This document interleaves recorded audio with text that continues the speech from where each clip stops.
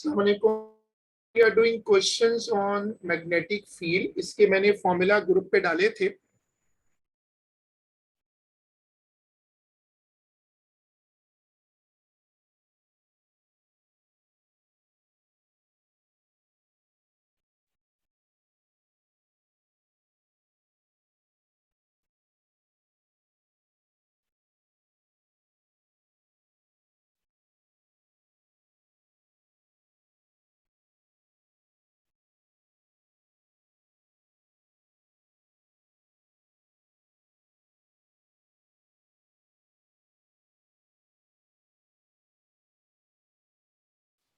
पहला क्वेश्चन हम जो रख रहे हैं वो है नवंबर 2004 पेपर 4।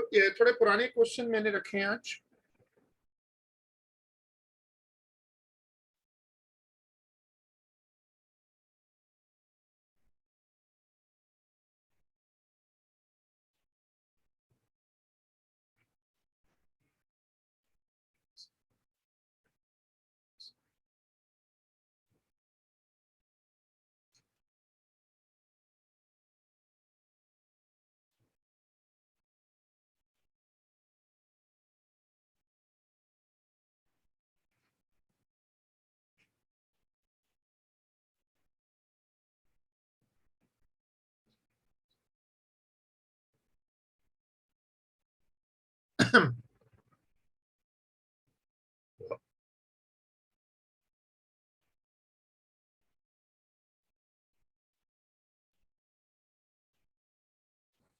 ये वाला क्वेश्चन है जो पहले हम रख रहे हैं। आप इसका ईयर नंबर नोट कर लो। नवंबर 04 पेपर 4 क्वेश्चन नंबर 5। इसका ईयर नंबर सामने रखो और ये वाली स्क्रीन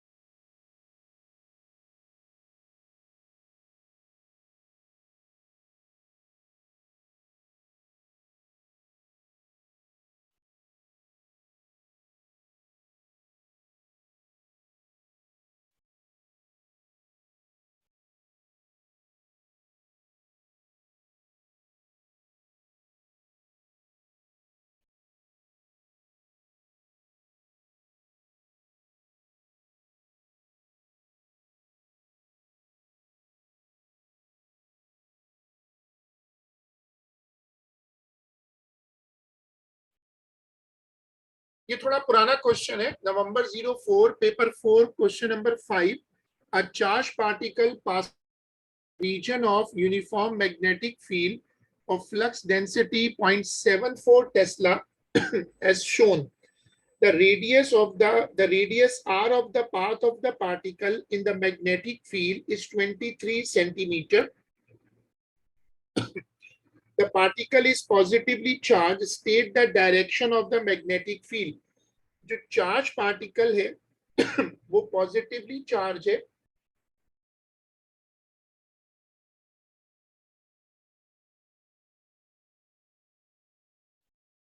अब पॉजिटिव पार्टिकल ऊपर की तरफ मुड़ रहा है।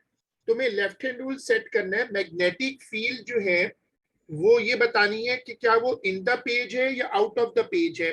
तुम लोग चाहो तो स्क्रीन पर अपना लेफ्ट हैंड रखो और उससे तुम्हें पता चल जाएगा कि ये लेफ्ट हैंड के अकॉर्डिंग जो पॉजिटिव होता है ना पार्टिकल, जो उसकी डायरेक्शन होती है वही करंट की डायरेक्शन होती है।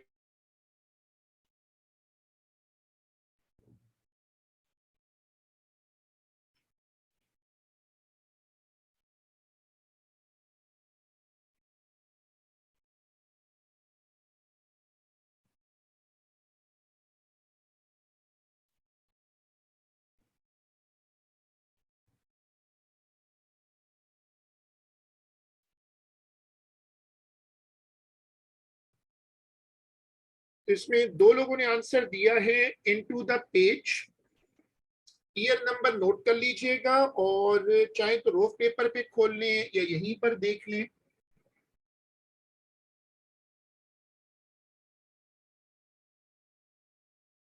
A very famous derivation show that the specific charge of the particle, which is ratio q upon m of its charge to mass, is given by this expression। ये formula बनता कैसे, ये chapter की सबसे है और इसमें बनाना ये फॉर्मूला बनता कैसे, इसके पीछे लॉजिक याद रखो। लॉजिक ये है कि जो मैग्नेटिक फोर्स होती है वो सेंट्रीपिटल फोर्स प्रोवाइड करती है। Magnetic force provide centripetal force. अब तुम लोग ये फॉर्मूला लगा, ये सॉरी डेरिवेशन करके दिखाओ। और Q upon M is equal to V upon B R लेकर आना है। ये सब डेरिवेशंस नोट्स में करवाई हुई है, आप इसको एक मर्तबा सामने रखो और प्रूफ करके दिखाओ। जो मैग्नेटिक फोर्स होती है एफ बी, वो सेंट्रीपिटल फोर्स के बराबर हो जाती है।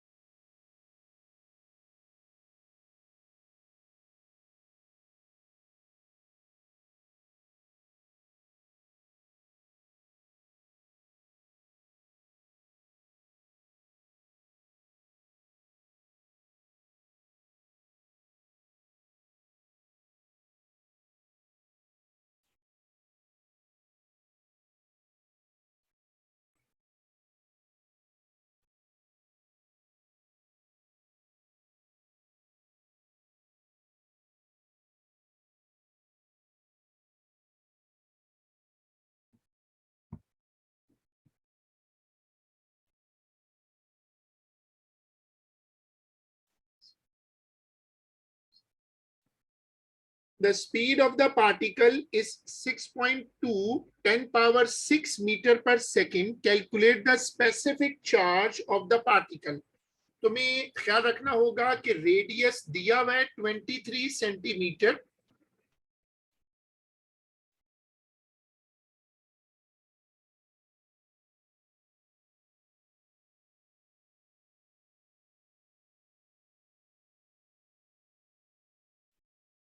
v की वैल्यू दी हुई है, निकालना क्या है, निकालना है स्पेसिफिक चार्ज।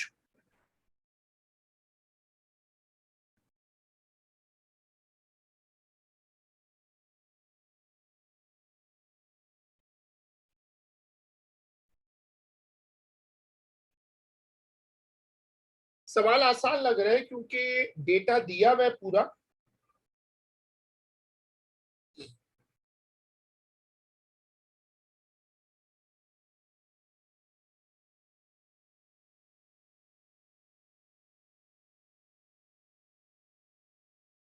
ये मैग्नेटिक फील्ड स्ट्रेंथ दी हुई है 0.74 टेस्ला।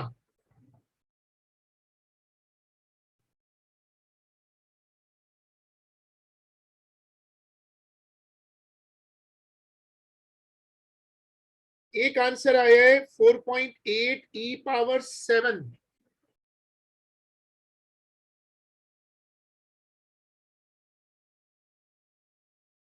बाकी लोग भी कंट्रीब्यूट करो।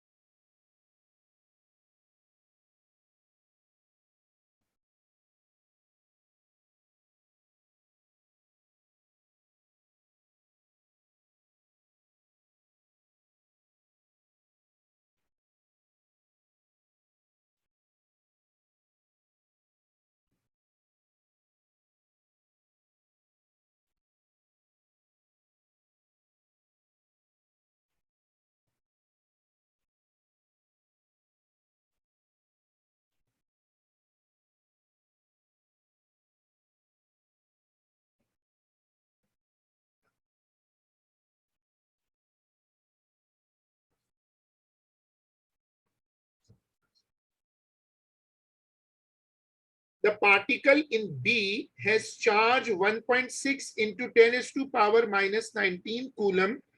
Use your answers to B part 2. ये जो ऊपर आंसर आया है, determine the mass of the particle अब in terms of unified. हाँ, ये छोटा सा आपके पास Q अपॉन M की वैल्यू है, ठीक है, आपके पास Q अपॉन M की वैल्यू है और अलग से आपको जो वैल्यू दे रहा है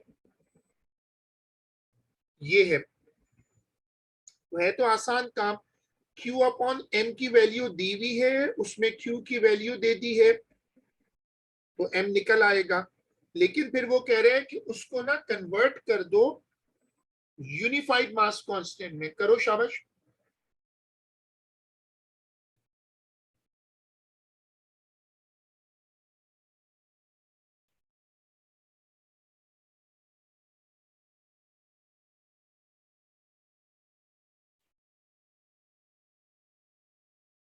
टू यू, ये तो ऐसे जैसे एएस का रिजल्ट है किसी बच्चे का, अल्लाह ना करे।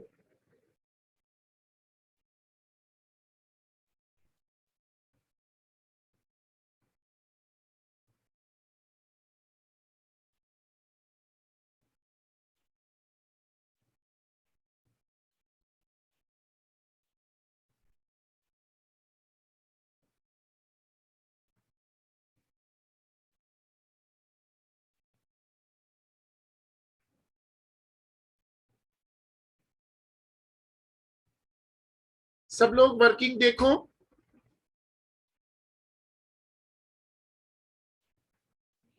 सब लोग इसकी वर्किंग चेक करो।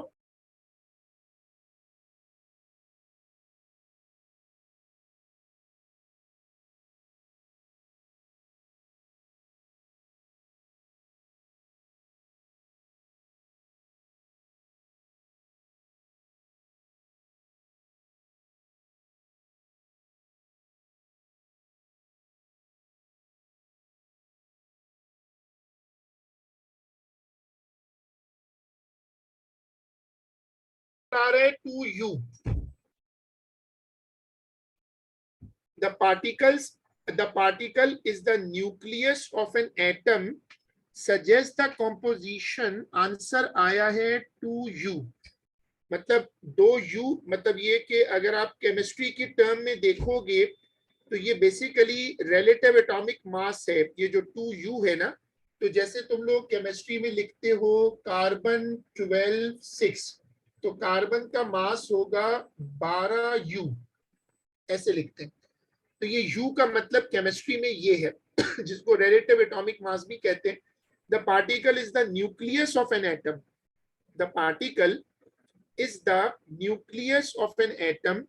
Suggest the composition of this nucleus.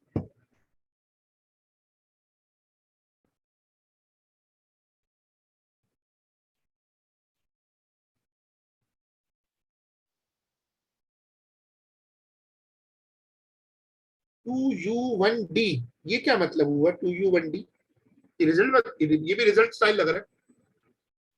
D क्या चीज है भाई? ऐसा कोई न्यूक्लियस सोचो, टू अप्स वन डाउन. नहीं नहीं, ये वो वाली कंपोजिशन नहीं मांग रहा भाई. ये वो वाला यू नहीं है, अपर डाउन वाला यू नहीं है. वो तो वो क्वार्क्स थे ना. ये क्वार्क वाला नहीं, ये यूनिफाइड मास कांस्टेंट है ये वाला. मैंने अभी तो केमिस्ट्री की एग्जांपल देख के बताई ना. जैसे तुम केमिस्ट्री में लिखते हो He42, तो हीलियम का मास होगा 4U. ये उस तरह है. हाँ, 2 प्रोटॉन इन द न्यूक्लियस कह सकती हो, नेसेसरी नहीं है. बेसिकली जो रिलेटिव एटॉमिक मास का कॉन्सेप्ट यहाँ है ना, वो सम ऑफ प्रोटॉन एंड न्यूट्रॉन है. हीलियम में 4U का मतलब ये नहीं होता कि हीलियम में 4 प्रोटॉन है. मतलब होता है 2 प्रोटॉन है और 2 न्यूट्रॉन है. ये ऐसे 4U बनता है.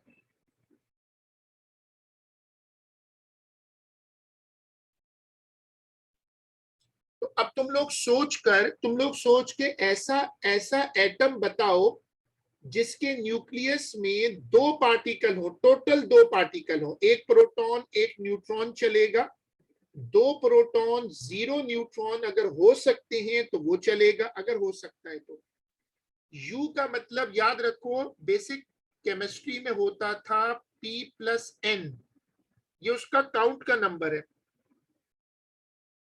हाँ, हीलियम नहीं सूट करेगा ना हुमैरा. हीलियम होता तो 4U आते ना. हीलियम होता तो 4U आते.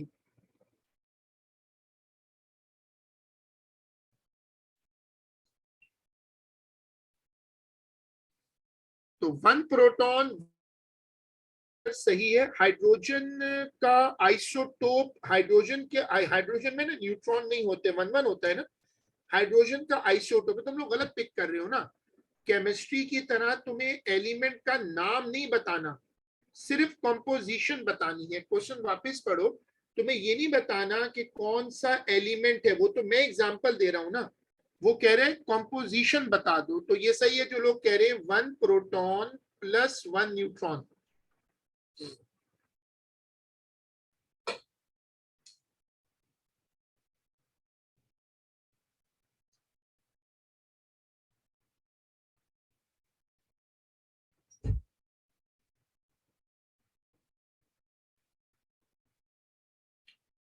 जून 09 पेपर 4-6, ये वाला पढ़ो, निकालो. ये वाला पेपर निकालो. ये सॉरी, अगर पेपर निकाल सकते हो तो पेपर निकाल लो या ईयर नंबर नोट कर लो. हम आज थोड़े पुराने वाले, क्योंकि टेस्ट वीक में ये आ रहा है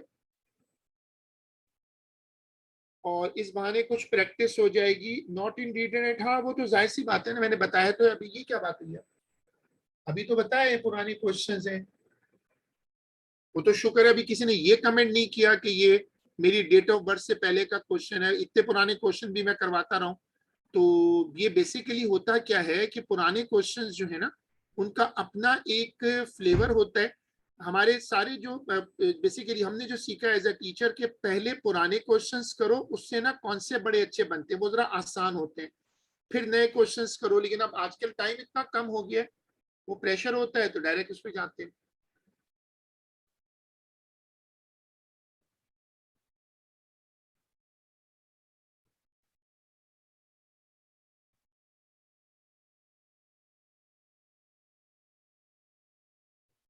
मैं इसकी फाइल शेयर कर, मार्किंग स्कीम एक मैं कभी बीच में शेयर करता रहा हूँ. ग्रेविटेशन की भी शेयर की थी, सर्कल की भी शायद की थी. तो इसकी मैं कोशिश करता हूँ कि एक फाइल शेयर कर दूं, ताकि आप लोगों को अगर देखना हो तो आप देख सकते हैं. उसमें लिस्ट में तो बहुत टाइम लग जाएगा, ढूंढने पड़ेंगे.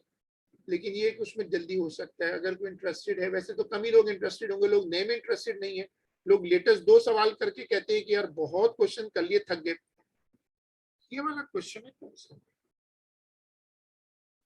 अच्छा 6 है।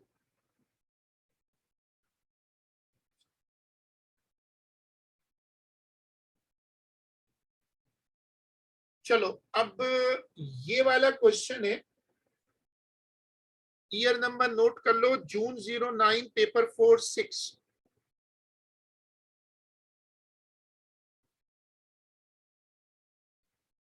Define Tesla.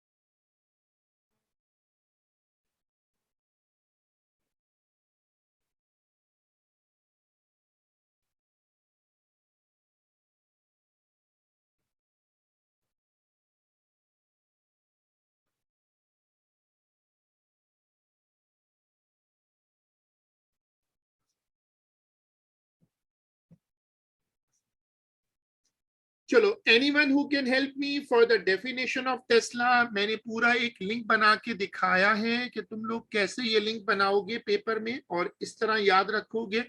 डेफिनेशन तुम खुद बना सकते हो।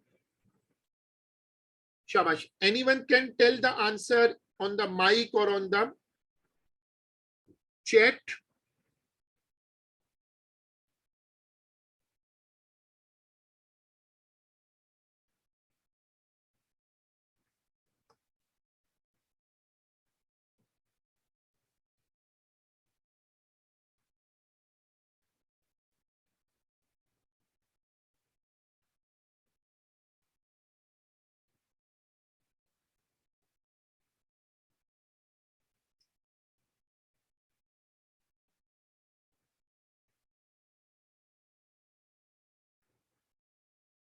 मैंने ये दोनों फॉर्मूला नोट्स में लिखवाए थे ना, फर्स्ट डेफिनेशन और सेकंड डेफिनेशन कहकर। 1 tesla is the force of 1। ये क्या बात हुई है समझ में? अच्छा, इसमें हम दोनों में से कोई भी फॉर्मूला यूज कर सकते हैं। मैंने पहले वो करवाया था, तो अब मैंने ये करवा लिया ताकि ना दोनों फ्लेवर कवर हो जाए।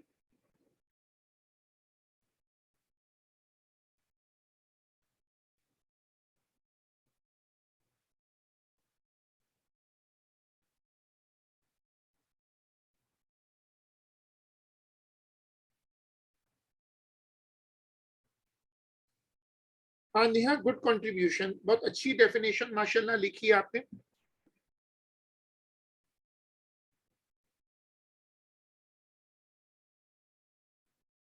वन टेस्ला से अहमद, 1 टेस्ला से शुरू करो फिर सही है, बाकी बिल्कुल सही लिखा है।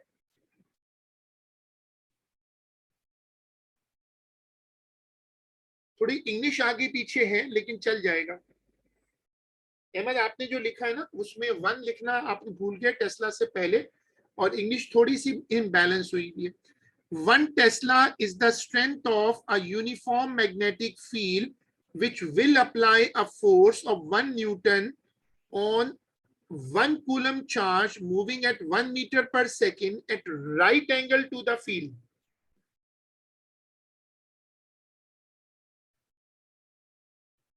हाँ ठीक है, गुड सदूस। इसमें आखिर में राइट एंगल का मिस कर गई, राइट एंगल मेंशन करना जरूरी है।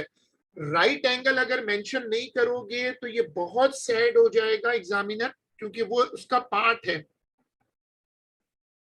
A large horseshoe magnet produces a uniform magnetic field of flux density B between its poles. Outside the region of the poles, the flux density is 0. It is placed on a top end balance and a stiff wire XY is situated between its poles. अब जिन बच्चों, आम बच्चों को तो नहीं शायद पता चलेगी, जिनकी मेमोरी अच्छी है उनको याद आएगा कि ऐसा ही क्वेश्चन हमने पिछली क्लास में भी किया था। है P5 में नहीं, अहमद में क्या हुआ? P5 में नहीं किया था, P5 में तो बिल्कुल डिफरेंट था। बिल्कुल ऐसा ही क्वेश्चन हमने किया था पिछली क्लास में, जब 2012 का क्वेश्चन कर रहे थे ना, वहां पर था ये क्वेश्चन पेपर 4 में। अगर तुम ज्यादा पुराने क्वेश्चन भी करके जाओ तो कभी कभी क्वेश्चन भी रिपीट हो जाते हैं paper 4।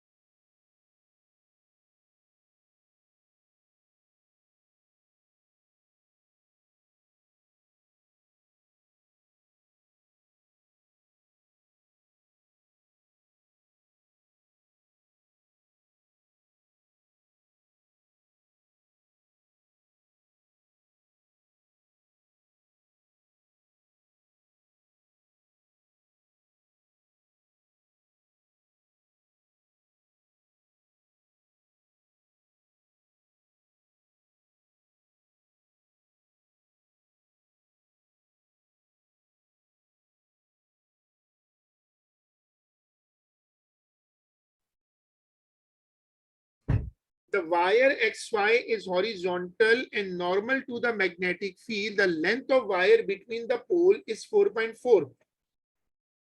The direct current of magnitude 2.6 ampere is passed through the wire in the direction from X to Y. The reading on the top end balance increases. Reading on the top end balance मतलब ये है कि इधर जो force लग रही है वो नीचे की तरफ है, और इसका मतलब है कि वायर पे जो फोर्स लग रही है वो ऊपर की तरफ है। ये सवाल लेफ्ट हैंड रूल लगवाना चाह रहा है, और करंट पास कर रहा है through the wire in the direction from X to Y. जो करंट है वो है एक्स टू वाई। अब तुम लोग लेफ्ट हैंड लगाओ।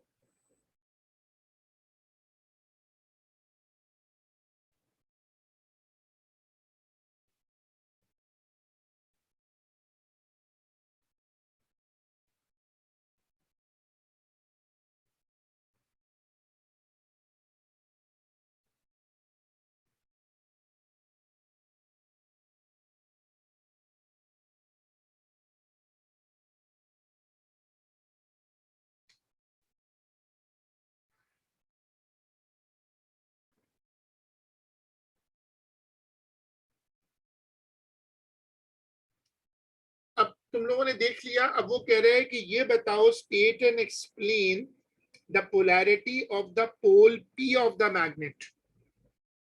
अब इसमें लेफ्ट हैंड लगाना काफी ट्रिकी है।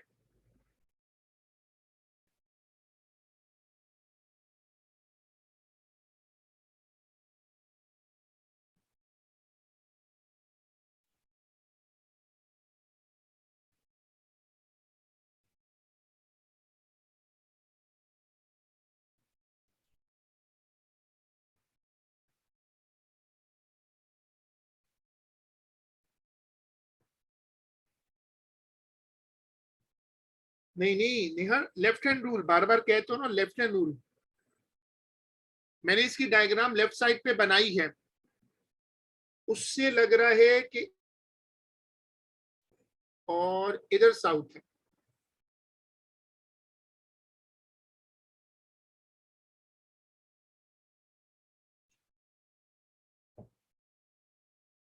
मेरे पास तो पोल पी जो है ना वो नॉर्थ आ रहा है।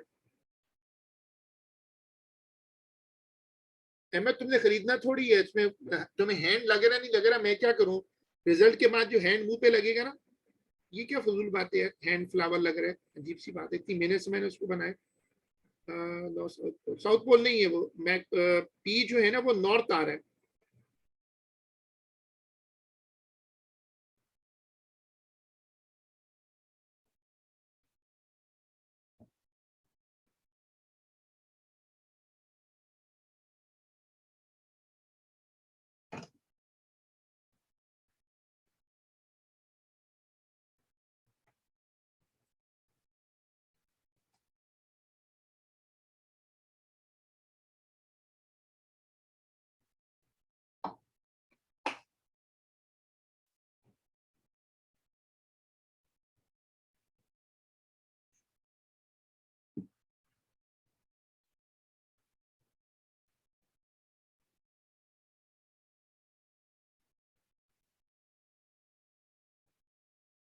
State and explain the polarity, तो आप आंसर दोगे कि पोलैरिटी, आप एग्जामिनर को आंसर दोगे कि पोल पी नॉर्थ बनेगा।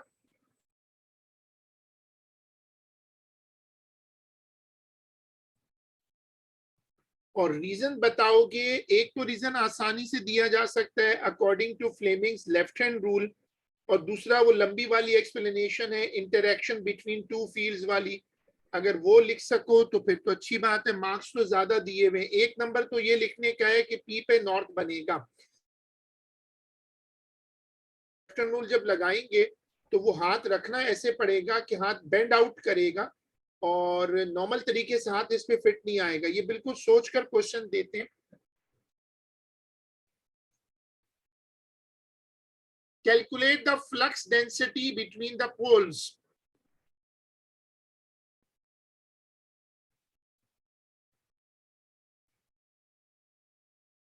अब शायद कुछ लोगों को याद आए, 2.3 ग्राम को वेट बना लो। ये आपको दिया हुआ है, ये करंट की वैल्यू है। ये जो दिया हुआ है ये एल की वैल्यू है।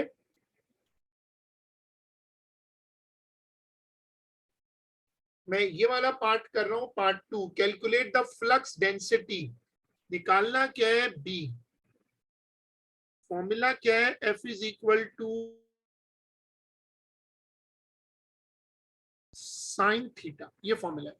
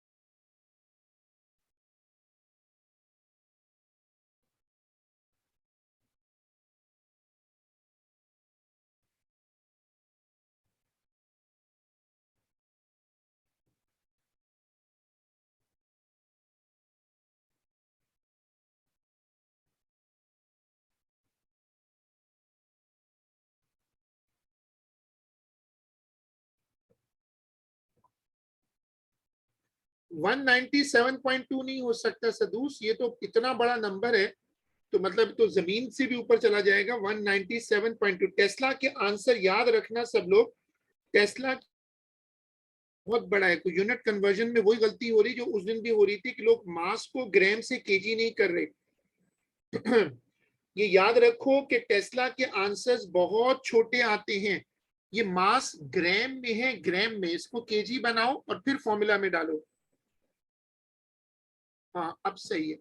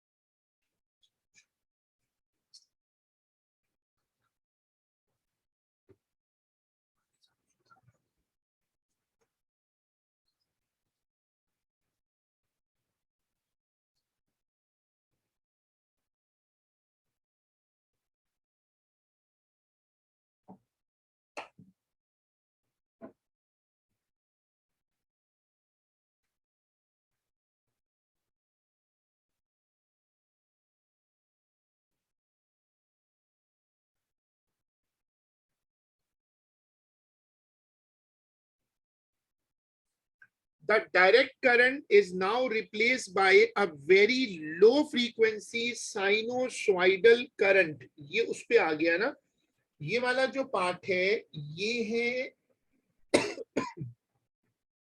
एसी पर, छोड़ देते हैं।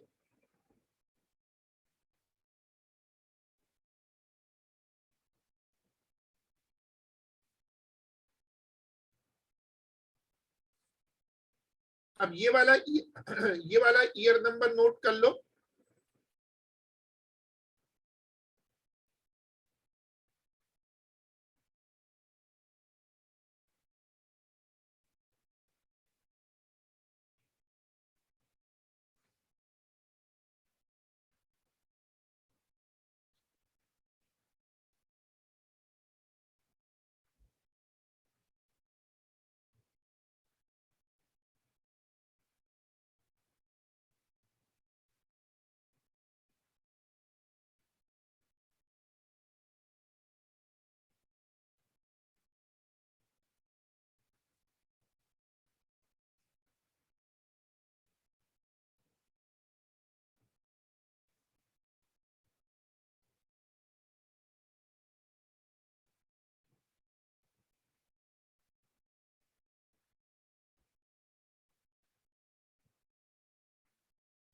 पढ़ो, the current in a long straight vertical wire is in the direction xy.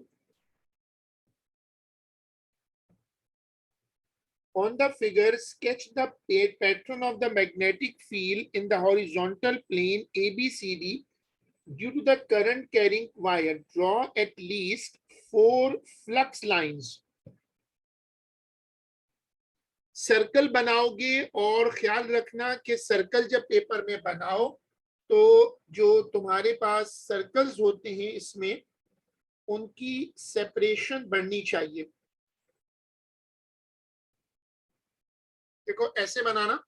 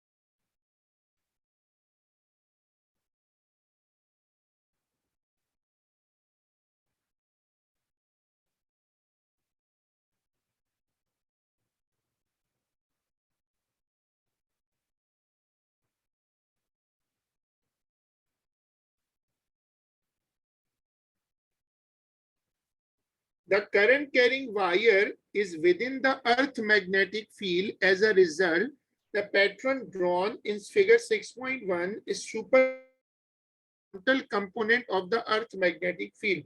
The figure shows a plane view of the plane ABCD with the current in the wire coming out of the plane. ये ऐसे करके उसने बना दिया और ये उसने इसको टॉप व्यू कर दिया है। यहाँ लिखा हुआ है current out of the page, ये उसने उसी डायग्राम का कंफ्यूज करने के लिए टॉप व्यू लिया है और उसमें अर्थ की मैग्नेटिक फील्ड भी दिखाई है। गौर से पढ़ना, इस क्वेश्चन को दोबारा रीड कर लो।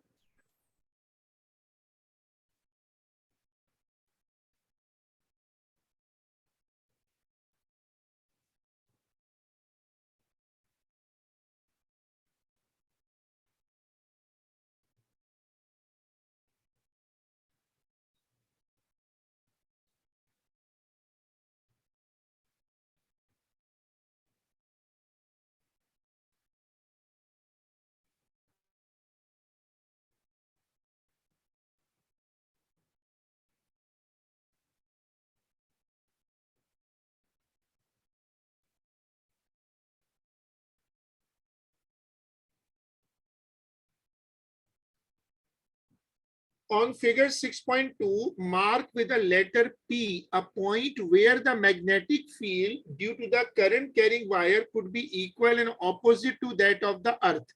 अब ये समझना, ये देखो इसको कैसे इस्तेमाल करते हैं। इसमें करंट है out of the page, out of the page बनाते हैं तो ऐसे डॉट लगाते हैं, उसमें डॉट लगा है छोटा सा है, तो उस पर तुम अपना लेफ्ट हैंड रखो और उस पर एरो बनाओ। देखो ऐसे एरो बनेगा यूं। अब ये जो एरो है इसको यहां बनाओ तो ऐसे बनेगा। अब तुम ये एरोज देखो और कहा ये एरोज उसके बराबर होंगे, पढ़ो। Where the magnetic field of the current carry by could opposite. तो अगर मैं यहां बनाऊं इसको ऐसे करके, यू दो बना लेता हूं, तो देखो गौर से देखना एरोज, जहां वो इक्वल एंड ऑपोजिट है तो ये वाली पोजीशन हो सकती है। जहां मैंने रेड टिक लगाए इनमें से कोई भी पोजीशन ले सकते हो।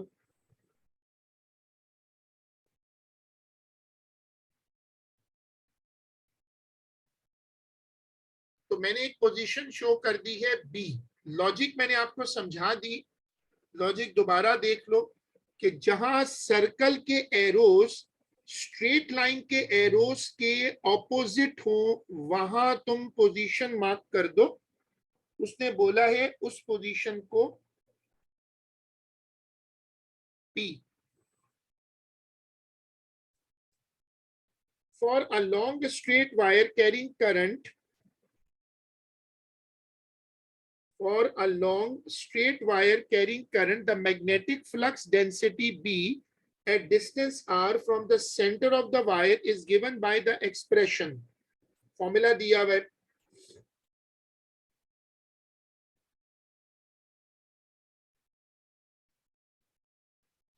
The point P in part 1 is found to be 1.9 centimeter from the center of the wire for a current of 1.7 ampere.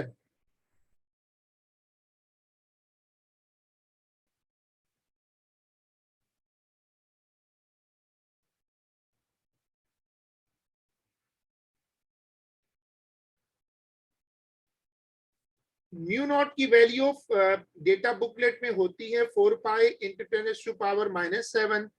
Current की वैल्यू आपको दी हुई है और जो आर है वो दिया हुआ है 1.9 और जो करंट है वो है 7। पुट करो और निकालना क्या है, निकालना है बी।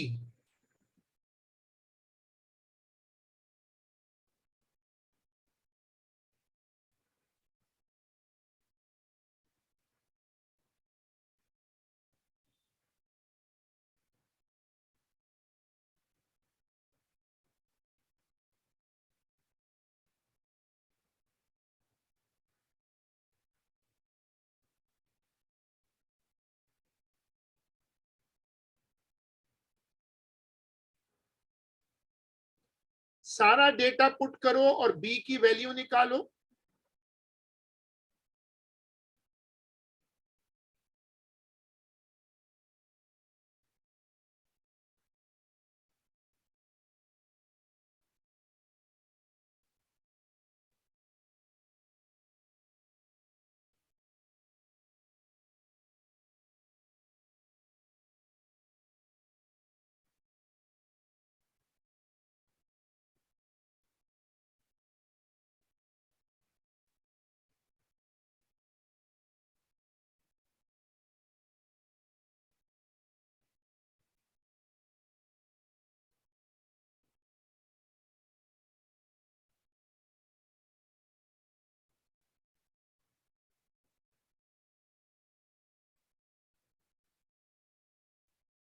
वर्किंग देखो,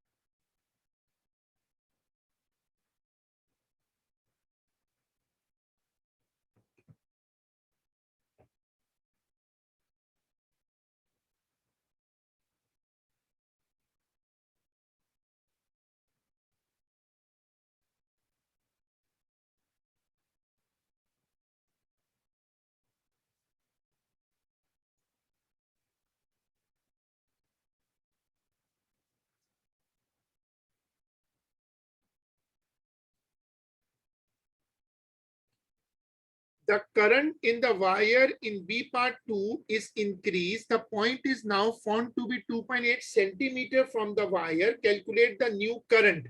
वो जो R की वैल्यू है वो चेंज हो गई है और वो कह रहे हैं न्यू करंट निकालो, यानी अब तुम्हें करंट की वैल्यू निकालनी है। होगा फॉर्मूला वो यूज करो, बस डेटा चेंज हुआ है, फॉर्मूला यही इस्तेमाल होगा।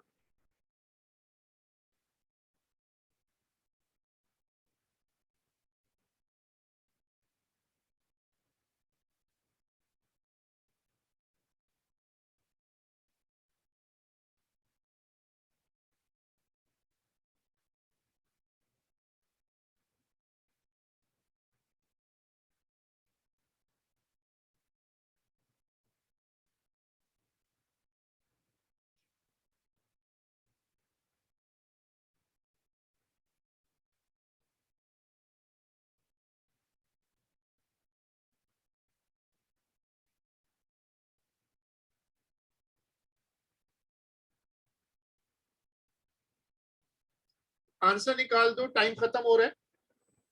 वही फॉर्मूला फिर दोबारा यूज कर लो, टीएस बदल दिया है, सब कुछ वही है बाकी। जल्दी से सॉल्व कर दो। अच्छा 2.5 आपका आंसर, एक स्टूडेंट के पास आ रहे हैं 2.5।